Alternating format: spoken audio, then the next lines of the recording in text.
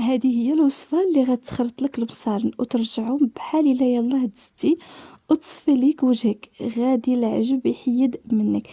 وصفة اللي كتحيد السموم والحناش والقبض وهداك البراز ديال السنين باش شعرك ما يبقاش يطيح.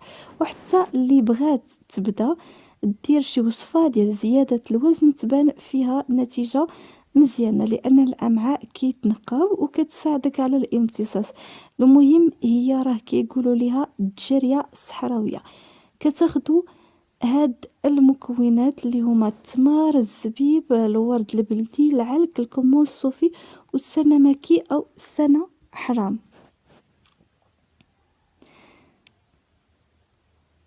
كتاخدو هاد المكونات من عند العطار، قياس 3 ديال الدراهم من كل حاجة. غادي تغسلوا هاد المكونات كاملين وتخويو عليهم 2 لتر ديال الماء طايب، وفي الليل والصباح كتبقاو تشربوا من هذاك الماء النهار كامل.